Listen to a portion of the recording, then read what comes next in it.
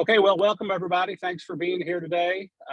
We've got some people up in the air, literally, that were supposed to be on the call, and others that are probably up in the air figuratively. But we want to be considerate of everybody's time and try to get started on time. So this is Mike, the fourth or fifth book of our series? I think it's probably our fifth book. Yeah. Fifth book, yeah. So and it's entitled Undaunted. And it sort of chronicles, and again, with the book club, if you haven't started the book, that's fine. We're all trying to get better. We're all busy, and it's baby steps. So we're going to kind of sometimes come at it from the standpoint that maybe you haven't read it or you haven't read very much of it or listened to it, as this book is on Audible. But the book's name is Undaunted, and it sort of chronicles 4 female soldiers at varying stages in their career. And one is promoted to general, or you'll correct me on that. I know it's not general, but it's lieutenant general, whatever the first level. Brigadier. Brigadier general.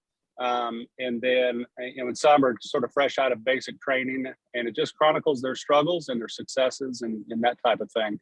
So thank you all for being here. Jeff Ratanapool with Stockton Mortgage may join us. Everybody knows Jeff Ratanapool. He's a friend to Kentucky realtors all across the state and beyond, probably Indiana too. He's everywhere. But he was going to talk a little bit about VA loans and the veterans face sometimes, and the stereotypes that you get with veterans. Realtors make appraisal, got to do this, got to do that, but nothing down. And that's simply I'm here. not true. I'm here, Lamont. Hey, ladies and gentlemen, Jeff Ratanapool. What's up, brother? Not much. How you doing? I'm good. I just gave your spiel, so you can just sit back and have a coffee. No, all right. Hey, nice to see everybody. Take care. Bye-bye. Yeah, good to see you. All right, without further ado, Mr. Jeff Ratanapool with Stockton Mortgage, a friend to Kentucky realtors. Thank you for asking me to join. I really appreciate you all having me here.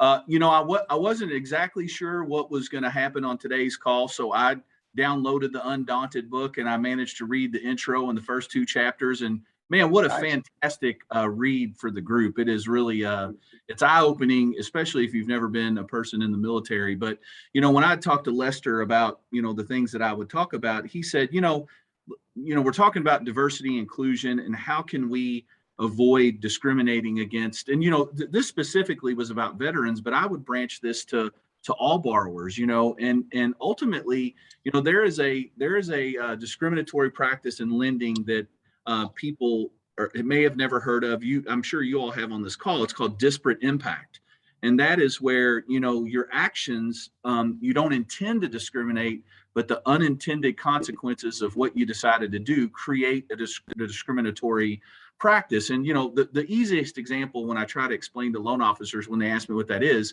it'd be like someone going to a college, like a credit card company, and say, hey, let's offer credit cards to all sophomores that are Hispanic origin. Well, that's a great product. It's going to be something maybe needed, but in effect, what you've done is you've discriminated against freshmen, juniors, and seniors that aren't Hispanic or are Hispanic. So the practice, while the intention wasn't bad, ended up having a negative consequence.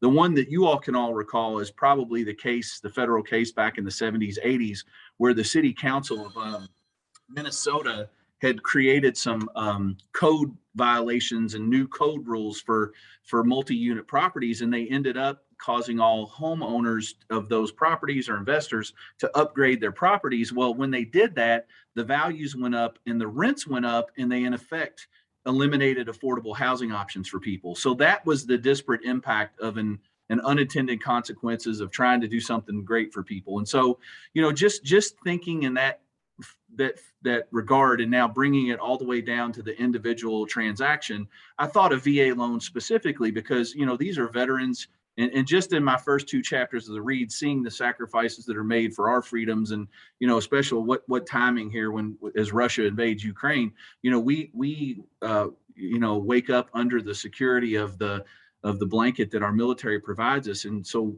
in their mind, as they're out defending our country and taking care of people, the last thing they're thinking of is when I go to buy a home in my home country that someone's going to not take my loan because of the type of loan I'm doing. And I think we've all seen it before that, you know, the first reaction, if there's multiple offers, is sometimes the agents say, this is VA.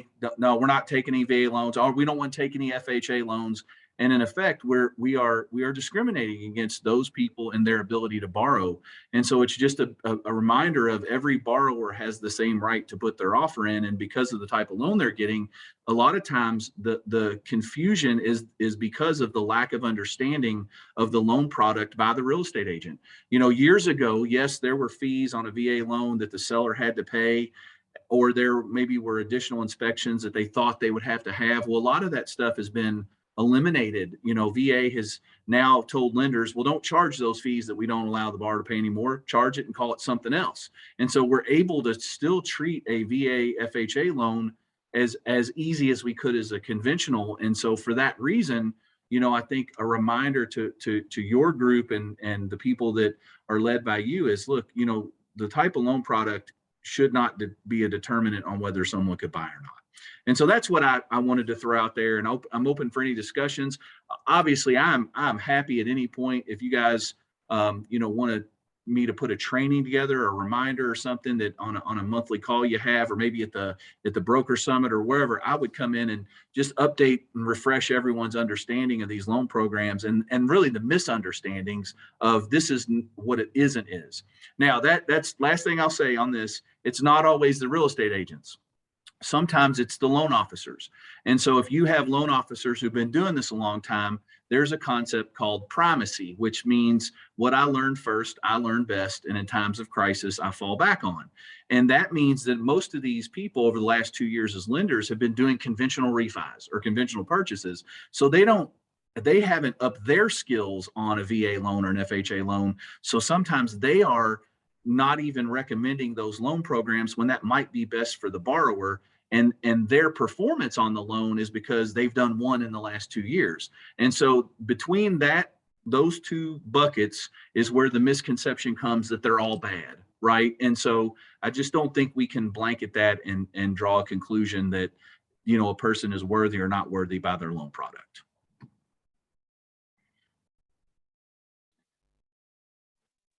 Okay, Lawan, I think that was about 7 minutes, but I hope that was what you guys needed out of that. Anybody have any? That's perfect. We appreciate it. Any questions for Jeff, everybody? So jot this down real quick before I hop off your call. My email address is Jeff R, Jeff, the letter R, at Stockton, STOCKTON.com. It's very easy, Jeff R at Stockton.com. And should you think of questions later or they arise in your all's discussions and you want to ask me privately, please email me. I'll be happy to follow back up. It's good to see everybody's face. Hang on. Yeah. Al's got a question. Okay. Al, you're on mute.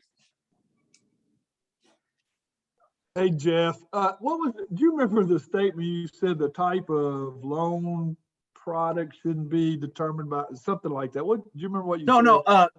The acceptance of an offer should not be impacted by the type of loan product that the potential buyer has arranged for their financing. That was more eloquent than what I said, but I think that, you know, however you want to use your word. Yeah. Okay, thank you. You're welcome. Good job. Thank you. Anybody else have a question for Jeff? Jeff, thanks for being on here today. We appreciate it. Thanks for having me. Sorry I was a couple minutes late. I appreciate y'all. No. Hey, Jay, One last question. Hang on, Brenda. Are your phone numbers the same? Yeah, 502-797-2814. That's this cell phone, and I have it with me all the time. I have it repeated. 502-7 what? 797 2814 2814. Got it. Okay, got it. Okay. I have one more question. Yeah. Hey, Jeff, do you all still keep like the Home Mortgage Disclosure Act thing or whatever, the recording all the denials and have all the pertinent information of why you denied and you know, race, color, all that stuff? Yeah, that's actually that your report.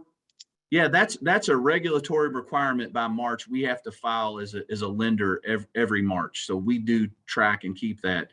And then, you know, we also do an internal audit ourselves just to see is there a common thread there in the loans that are being declined. And but that is something that every responsible lender should be tracking right now. I mean, they should have been all the time, but it's a federal requirement. Sure, thanks. You're welcome. Anybody else? All right, Jeff. Thanks again, man. Thanks, guys. Thanks, Have a good everybody. week- Great weekend. All right, weekend. bye-bye. Talk to you soon. Bye-bye.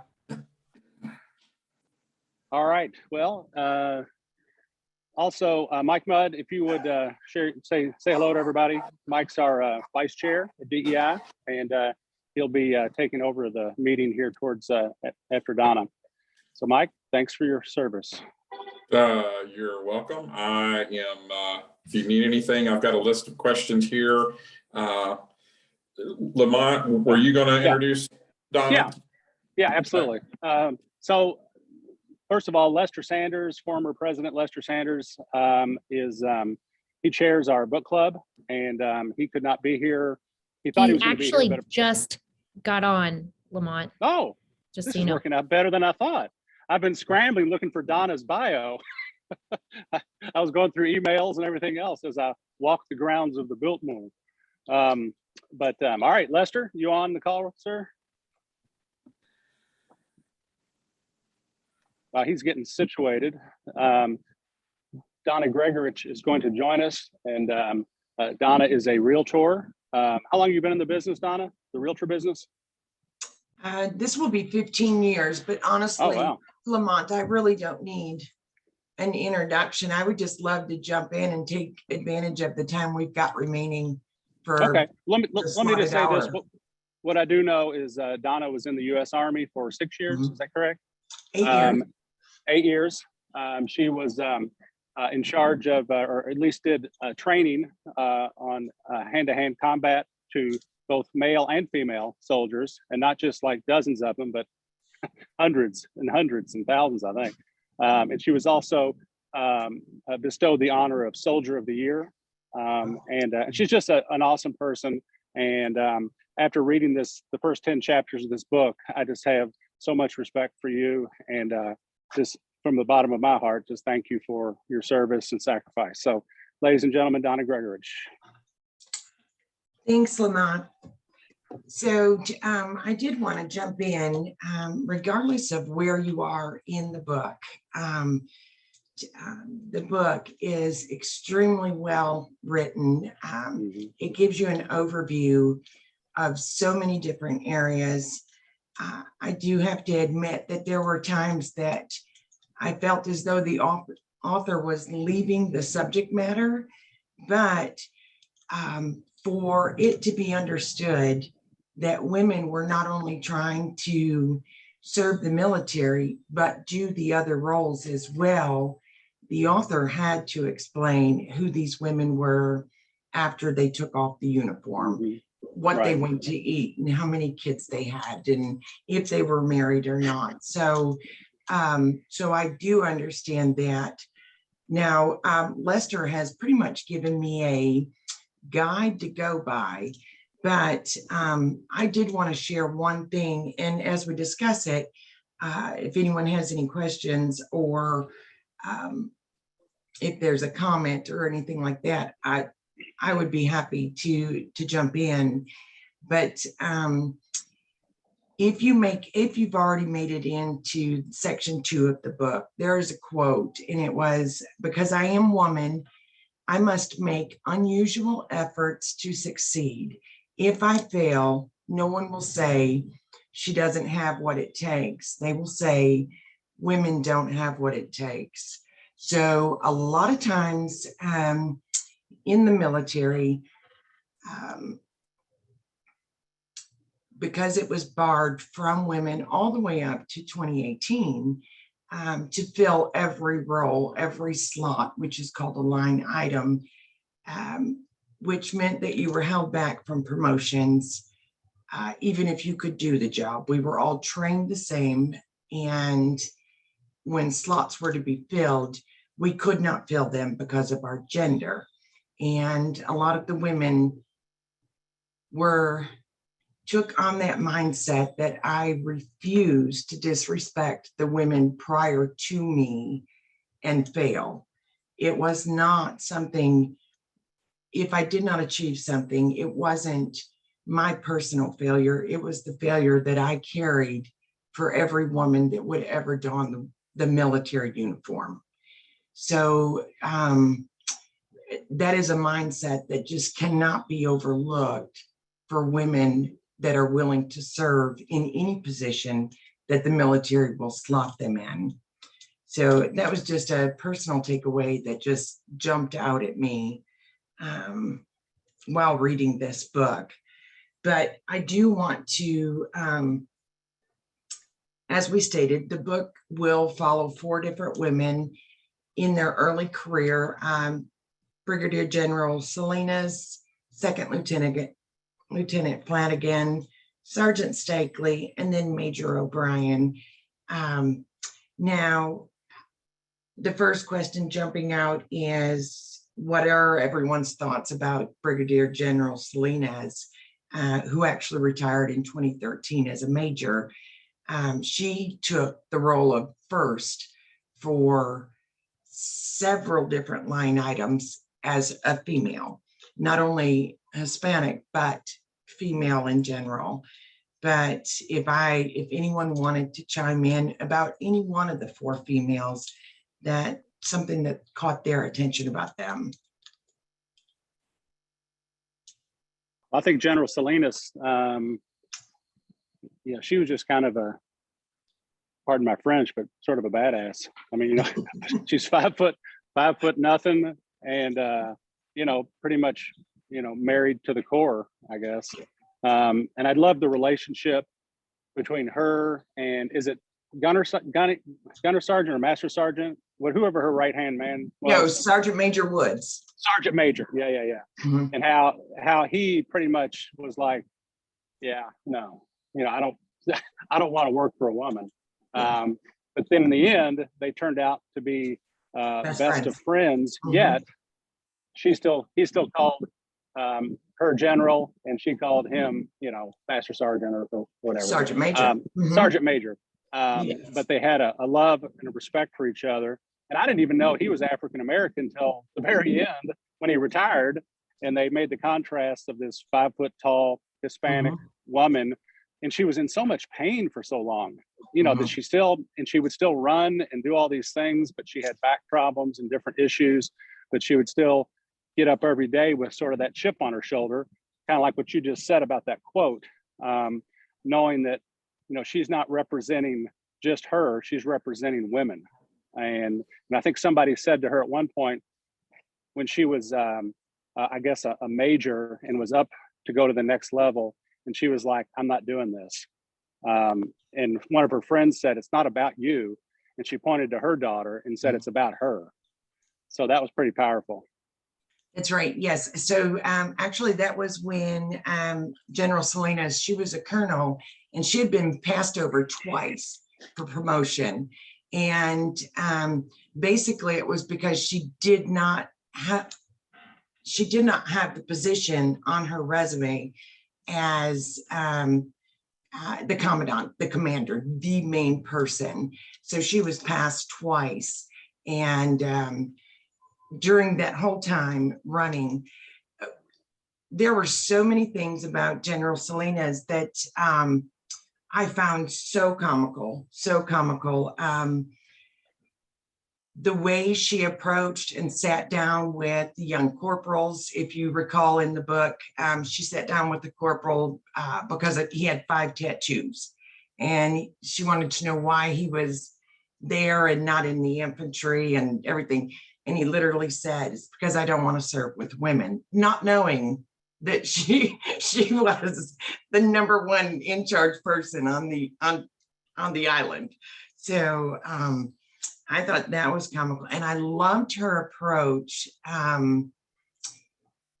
Going back into the community, she literally took it on as her main objective to change the perspective of everyone in the US of what the role of, from her, because she was a Marine, of what a Marine is, but that jumped over to all of our branches of service.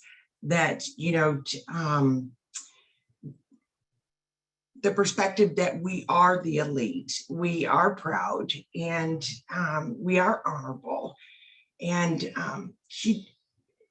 it was her primary goal. She was changing the image of the military, whether it was the exposed tattoos.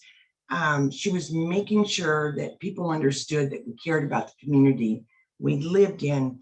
And she obtained all of that. If you remember, she jumped in one time when she traveled back to a cousin's wedding and didn't realize that she was even being recognized as someone that the daughters would look up to, the community would look up to. And then carrying over when she received the Women Means Business Award. All of those other women were put up there as models, and they let you know whose gown they were wearing, whose lipstick they were wearing, who did their hair. And, her response was, my shoes are $45 from, Payless and all these cheap little things. And she said, my uniform is priceless. And that rings so true, so true. When you don the uniform, and back when I served, we didn't have, for service BDUs and everything, we didn't have a female uniform. Everyone wore the same uniform, which rightly so, we all trained the same exact way. We all wore those. So we didn't get those real pretty going into the waist and everything, not unless you were a drill. So, but yes, Lamont, I'm sorry, I went on too long about that, but very, very impressed with. No, not at all, because that's, it was those little things that, like, I was thinking the same thing about the shoes and that. And I knew where she was, I almost knew where she was going with it, because I was listening to it on Audible, and then she just nailed it, priceless. Yes. But it just gets to I guess just the overwhelming, for one, it's almost like a calling for these ladies. I remember the one young lady who was, did great in school and high school, and her parents wanted to go to college. And basically she was like, you know what, I'm not going to college. I'm going to be a Marine. And they were like, say what? A Marine? Let's talk about this. And she said, Mom, remember when you used to tell me, don't ever wake up at 40 years old regretting not taking the path that you wanted to take. And her mom was pretty much like, checkmate, you got me. And just the commitment of that young lady, because she was just Parris Island basic training, and she went on to be, I didn't know how coveted the Smokey Bear hat was of a drill instructor, but just the mental preparation and memorization and everything she had to do once she was a Marine and was selected to that elite group class to be a drill instructor, just the memorization of things. And you can't leave out one word, because like you said, training is training. Everybody is trained exactly the same, and you can't just kind of ad lib it, or people get killed. So Lamont, just I to love that you picked up on that. A lot of times people see the only the physical aspect of the training part, but the mental training and memorization, which I think would benefit any career that there is, of those that went before you and those that almost command respect of what they've done. So even after the hours in physical fitness and then daily occupation, you retreated to literally memorize, everyone before you. And then you were tested, and you did not skip a word. Otherwise, you were told back of the line, and then you would do it again. Then you would do it again, and then you would be released. So yeah, but I love that you picked up on it is demanded that those that walked before you and their entire history. because I'll be honest, when I was a senior in high school, I still remember his name. He was a jarhead Marine recruiter named Skip Kruger. I mean, with a name like that, you've got to be a Marine, whatever, in the Army. But it was Cold War. I mean, we were, in 1981, 82. I don't think we were. It just didn't seem like it felt like only people that couldn't go to college were going to become soldiers. And that's kind of that was the stereotype in my high school. And that, and that's unfortunate, because to see the cream of the crop, and the people that are, Jeff mentioned, the Ukraine today. I mean, how many tens of thousands of US soldiers right now are like, is it going to be go time? What's going on here?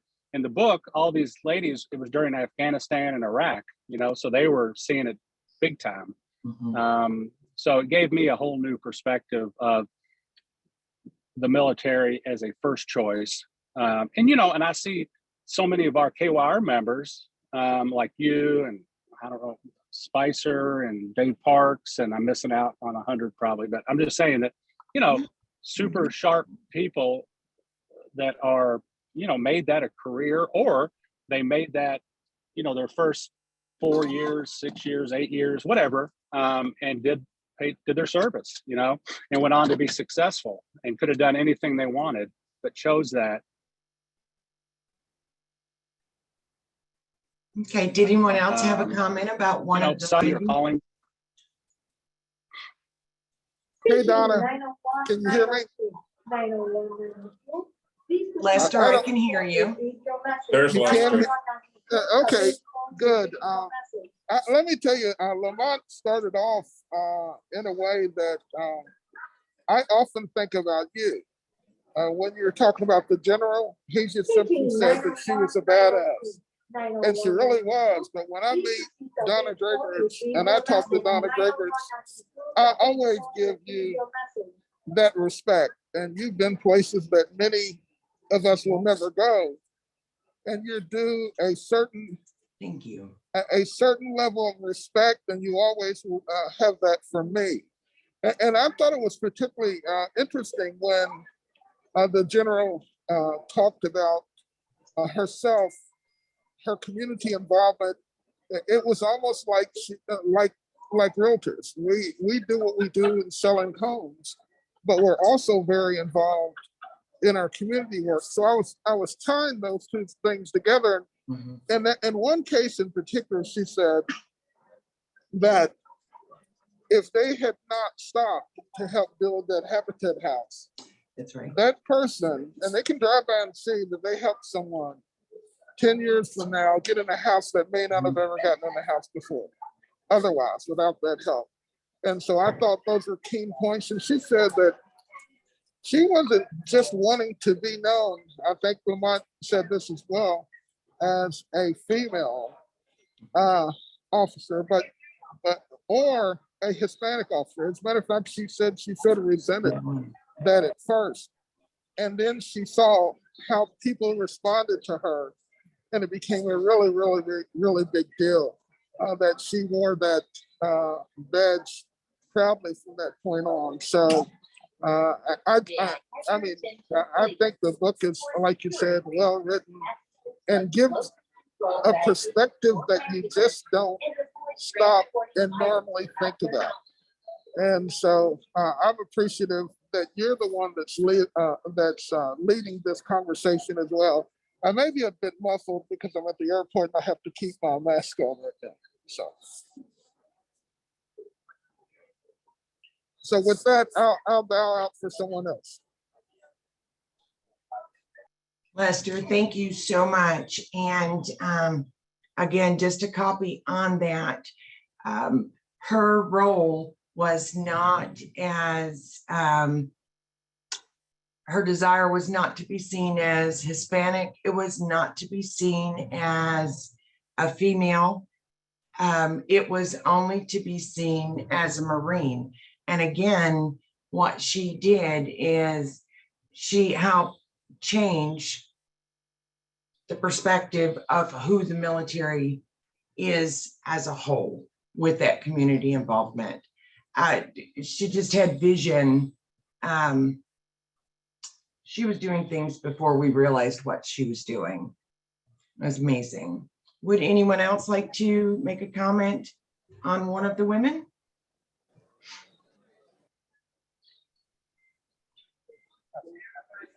Donna, thanks for leading this today. I'm about halfway through the book and I'm listening to it on Audible, and I wish I had the actual physical book so I could kind of skip ahead a little bit and you know, make some notes. I lose track of who's who sometimes.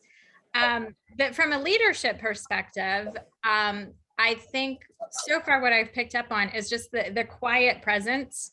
I think that a lot of the women carry. You know, they don't always have to say what's on their mind. It's kind of understood and it's picked up on.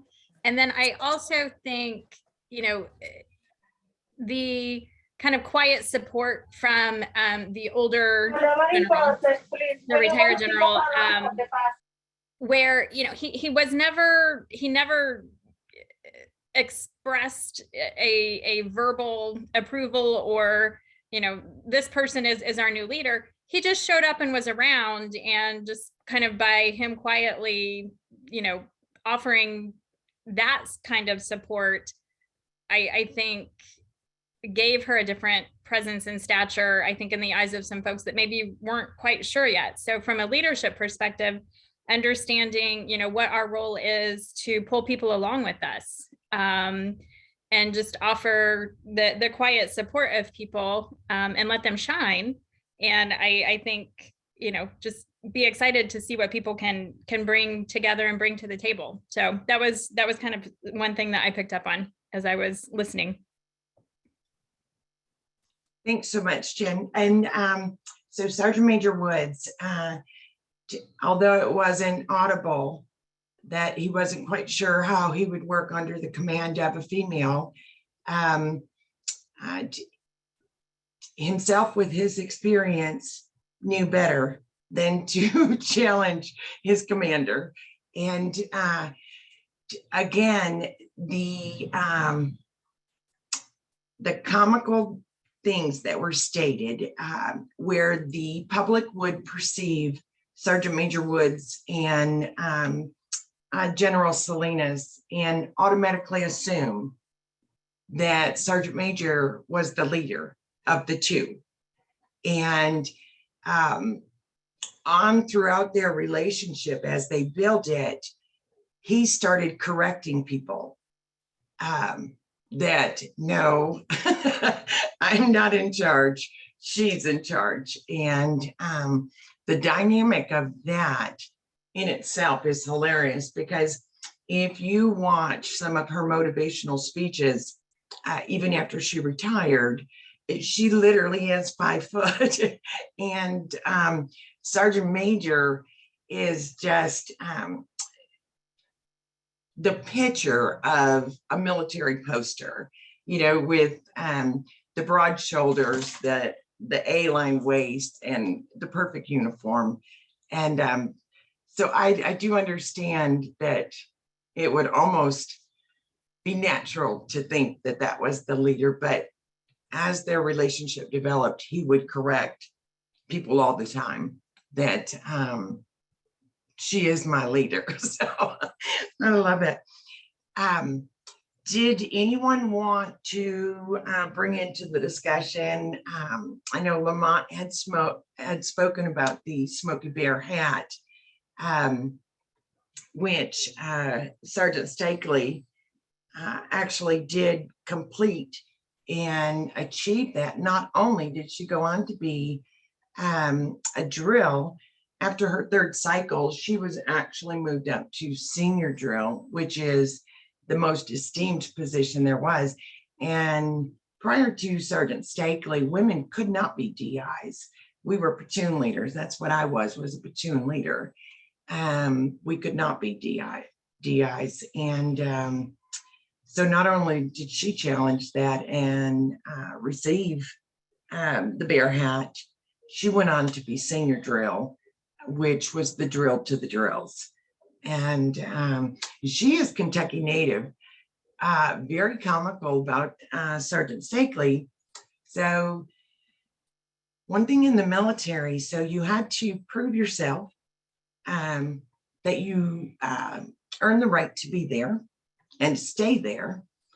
And then after you pass through that judgment, then we had the hidden one where women policed women. Some women felt that, again, that you are representing all of us. You're representing all of us, so you will do everything exactly the way it's supposed to be. And then some women pushed it. If the regulation allowed you to wear lipstick, you could wear lipstick. If you could have red nail polish, you wore red nail polish. Now, I was not that person. I got called out because of my hair touched my collar. The first time, I just figured I'd put it back up. The second time, my entire platoon was disciplined because my hair went below the bottom of my collar. That evening, the back of my head was shaved. It would never touch my collar, and no one would ever be punished for me not abiding by every single rule and regulation. Now, D.I. Stakely, she took it to the max. She rode it all the way. She was proud to be female, and almost in a, she wanted you to know that she could do everything you could do, and she was female. I love that about her. I do. Did anyone else have a comment about? I do, Donna, can you hear me? Go ahead, yes. So did you shave your head or did your platoon shave your head? No, I went in and it was just the back of my head that I did because everything else I could pull up. So one of the things I was just thinking of in some of my experiences is that, hazing has been such a bad thing in the college world and different things, but I know a lot of that came from when World War II soldiers came back they got into schools and they had a GI Bill and they ended up setting up the entire, especially for men, maybe women too, but the whole pledge training stuff, it was kind of patterned after boot camp. And, I've sat on my bed in the morning many times here as an adult when I hear some of the hazing that goes on, and I look at my wife and say, I'd do it again because what I learned from it as an individual. So I'm sure hazing went on. You may not be able to answer these things, but when you said your head was shaved, I thought you maybe had a blanket party or something like that, and someone shaved your head to help out. But anyway, when you're going into battle, which I have not been, not the way you all have, but you got to have your headgear strapped on right, and you got to be thinking right. And sometimes those intense moments being trained by your peers after the drill sergeant leaves is important. So can you comment, any of you all comment on that about the hazing, and maybe especially to women? Was it more for women than it was for men in the Army or Marines or whatever? Mike, I don't know if you want to comment. Now, I know all throughout my training, there were blanket parties. There was no call to stop the hazing during my time in the service because I came out late 94. But now, 3 a.m., there would definitely be a blanket party if we had to do additional task or kitchen duty or bathroom duty or whatever because of a male, and then in advanced training, even a female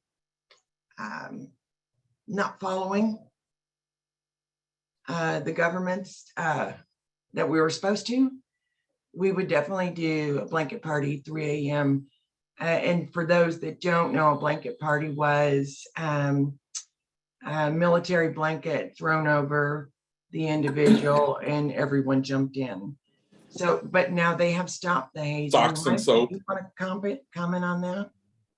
socks and soap.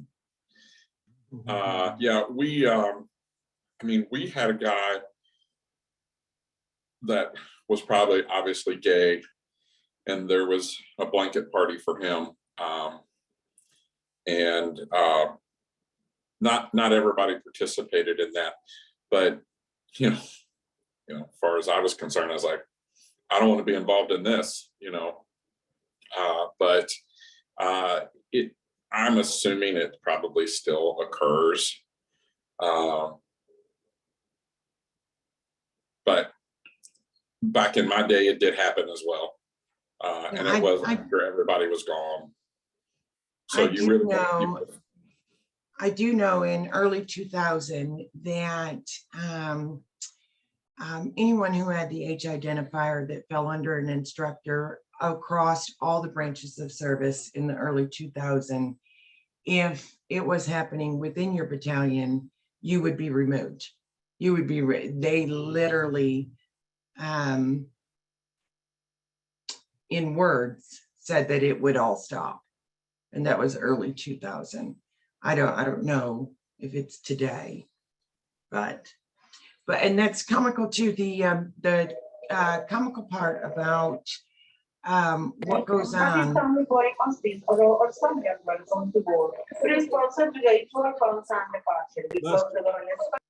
Lester, you need to, there you go. A lot of times in the military, if you stick out, it didn't matter if it was your name, whether you're short or whether you're tall, if you had freckles, you were the automatic go-to person for any instructor to grab automatically until they knew who was the one that was the troublemaker in the class. So, me coming in there, there was one taller than me in my initial basic, and then I was the tallest in AIT, but I would bend my knees a little bit. I learned real quick not to stand so tall. All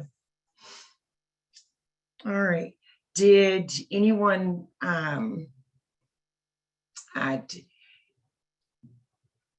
has everyone reached the part where they were able to follow Second Lieutenant Flanagan? She was the MP that was actually married to another MP. Has anyone made it that far? Is he the one who's traveling with their daughter? Okay, no, that's No, that's the somebody one different. traveling with the daughter is Will. That's actually that's Major O'Brien's I just husband. Yeah. I was just listening to his tirade in the airport, and I was laughing as a mom who gets the call panicked from dad over what do I do? And I'm like, well, I'm not there, figure it out, So, but I just got to that part and I laughed. So There are several points, and again, the hats that because in the military it's not men or women, it's male or female, which it should not be. It should be Marine, soldier, seaman, whatever branch you are following.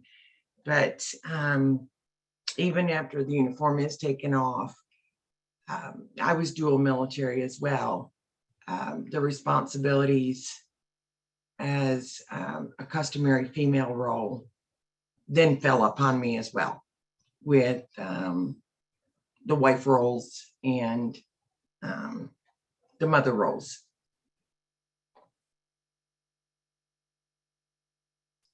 Did you live on the base? I did. Actually, I did. And those that know me know I cannot cook at all.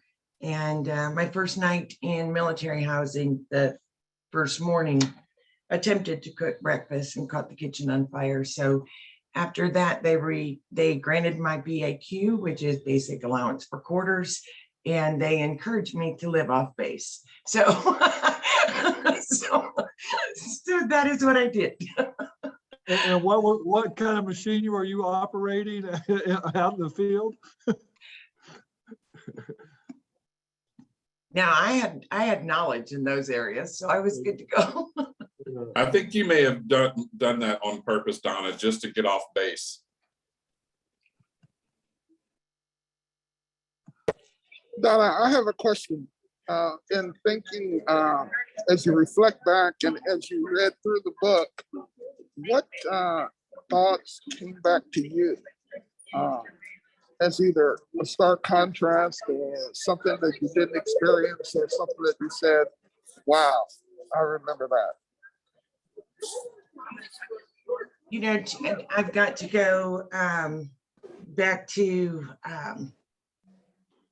the jumps at the towers. And so if you're not to that point yet, when you go to, so the way it happened is women were not allowed to be in combat when we started advance partying over to the Middle East. So women were not going, and because they could not fill a combat line item. And like General Selena's, I had applied for several different positions that I thought that I could serve the military well, and I was denied those positions. They were open to females, but I did not receive them. And then out of the blue, I received the military orders, the appointment to go overseas with the 82nd and serve as advance party there, which was originally a 6-month term, which went to a 12-month term, and then involuntary extended another 8 months. So they had to run me through a fast course. The tower is a wall that you climb up the backside, and then you run down the front side in a forward, you rappel, just to see if the fear of heights and everything. So when the young lady spoke of the tower, I could definitely relate. When she spoke of her first jump, that she just didn't think about it, and she just prayed that she wasn't mashed potatoes on the ground. I remember my first attempt at land nav, where they dropped me somewhere where I had no idea where I was at and had to find my way back in a certain amount of time by a map and a compass. And don't know how I got there. Thank God. I know my father's prayers continue to be with me because I did get there. So when she did that aha moment, like, I can do this, I've only got 4 more to do, I could definitely relate to that. There were several times, and I was in the islands rereading the book, that I had major smiles on my face because I'm so proud of these women and what they did. Some I could relate to, some I could not. But yeah, it doesn't take much to jolt a memory of something that had such an impact on your life. Donna, I've got a question. How were you received when you're teaching men hand-to-hand combat? How difficult was that for you, and how many men did you put on their butt? Okay, so it didn't matter if we were in an instructional phase or if we were in a developmental phase. I was not received and respected as an equal, and this is not a pity story at all. The men that I served with, they knew it, but they knew what I was getting ready to do in the next 24 hours. And if the run was supposed to be an 8-mile run, we would do 12, and I would lead the way. So I would watch and pray that each one of them would drop out real quick. But I would keep running until I had very few with me. So there were 2 other military members that in the book, and actually General Selena's was one of them. She knew the way that she could get respect was to show what she could do physically. So once I could earn that, and again, my brothers that stood next to me, they knew I had the ability to do it. But the new ones coming in, because remember, every 60 days we would get 60 new soldiers. And so I was not respected initially, but it was through physical fitness that that I would earn the respect from most. I thought it was pretty cool where they described in Muslim countries where females were used in the front line to help defuse other, I guess, local women that were rioting or whatever. That, you know, I guess they were at ease more, maybe, I don't know. That was one thing in the Middle East. I had to take one of the titles as a diplomat to bring in commanding officers from 13 different countries, because we were working in multinational force and observers prior to Desert Shield, Desert Storm. And once we would get in certain areas, I would have to not only get out of the driver's seat, but get in the further seat in the vehicle so that no one would be showing a female respect in those areas. So even if there was livestock being carried or honestly anything, it had to sit in front of me.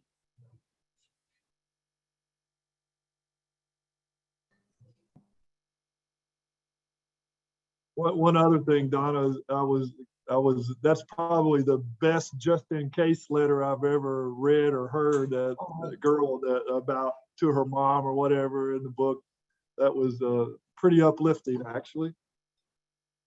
I guess everybody has a just in case letter. You do. If you're in a situation that could go hostile or in a danger area, you do have the just in case letter. That actually brought tears to my eyes, that because the time she wrote that, she was 23 years old. And so I had already went to college. So I went into the military a little bit later. So I went in at 23, and she's already in a combat situation at 23, writing a just in case letter. And so, yeah. But she kept it light. She kept it light, and she had no regrets. No regrets. I loved that. Is Jeff Bertana-Poole on the call? He actually spoke at the very beginning. Okay. Beginning, Lester. Yes. Well, look. So when you think about this, and we think about how right in our time now, because we just don't have a lot of properties out there to market. And someone has an offer, and it's a cash offer, or it's an FHA, or if it's a VA. How do you counsel, knowing what people have been through in the military? How do you counsel your sellers and your buyers in that situation to make sure that there's no discrimination, even though it may not be intended at all?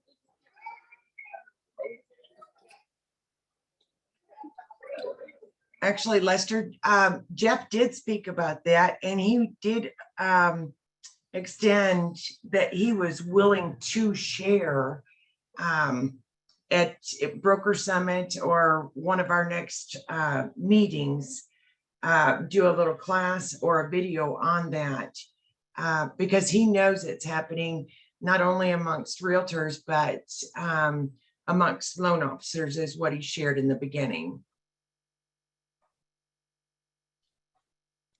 Thank you. I appreciate you. Hey guys, we've got about 3 minutes. Want to start wrapping up. Does anyone have any more questions or comments for Donna right now? I just want to say, Donna, my respect grew for you when I had no idea about your military service till I got ready to do the book club. So it really raised my respect of you a lot. Thank you And it's so not much, that I didn't Arlene. respect you before, but I really did raise my respect a lot. It also made me a little afraid of her. I know she No, can I kick do my butt. appreciate that. But remember, I am one of so many. And in our realtor family, we have so many female veterans. And I am so proud to stand with them to wear the dual hat of not only a realtor, but a veteran, and proud of it. And then again, just ringing out that the changes that have happened over time with the call in 2018 from the Secretary of Defense that women that could do the job had the ability to take the job. And now we've had over 300,000 women on the front line, not support roles, not typing the agendas, but 300,000 that wanted to be there on the front line on our behalf. So I have to say kudos to them. I look up to them. Donna, Kim, you're- looks like you. Kim Sickles. So no question, just again, a comment to say, thank you, Donna. Thank you for serving. Thank you for service. I appreciate it. Yeah. Al. Yeah, you're very humble, Donna, and thank you, and your friendship and your professionalism and your hard work. My last question would be, for example, on a scale of 1 to 10, from the time that you went into service and where it is now, or when you came out, and the progression or the improvement for women, females in the service, where 10 being, I guess, perfect, 1 being terrible. Where would you classify that now? Probably, are we halfway through, or where are we? Okay, so the biggest thing is, again, we started back in 2013, opening up line items so that women could fill those positions, because that's the only way you could get promoted. Regardless of your knowledge and your physical ability, you had to have those things on your DD 214 that you did those positions. So starting in 2013, we started to change and start opening those positions. The biggest one was the very first 2 females that actually finished Ranger School, the toughest school in all the branches. And those first 2 women came out, and they were interviewed the day that they came out of Ranger training, very exhausted, but so were the males. And so I think we're there. I don't think we're there yet. But again, proud of the movement and those before me, those after me. And again, I don't want this to be a Donna show by any means. It is just recognizing that you're working with clients that are veterans, and the toughest job in the military is always the family and the spouse of the one that is away. That is the toughest job, because they don't know what you're doing. You know what you're doing. And it's when you don't know and don't understand, that's when it's hard to live that life. So, but yeah, it is, we have to recognize them, and knowing that every single one of us have a different story to tell, and that it's a life that we lived, and we have to respect that. Thank you, Donna. Thank you for willing to share some of your story reluctantly, because as you said, it's never about you, it's about the whole team. And so I really do appreciate that.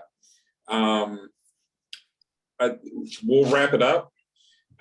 Suzanne, do we have our next meetings scheduled yet, or will that come out? Or Sorry. Yes, so the next one will be actually on March 24th. So we'll just keep the regular schedule. It'll be the 4th Thursday of the month. Awesome. Any questions, anyone? You guys have a safe week. Thank you again for being here. Donna, you're amazing. We appreciate you. Thank you. Lester, we appreciate you. And again, helping start this whole thing. So this book club has really been impactful. And so I'm thrilled to continue this along with all of you guys. Thank you, Take Mike. care, everyone. Thanks so much, safe. Mike. Thank Have a you, great time, Lester. Thank you. Thank you again, my dear. All right, you'll take care. Bye-bye. Next slide.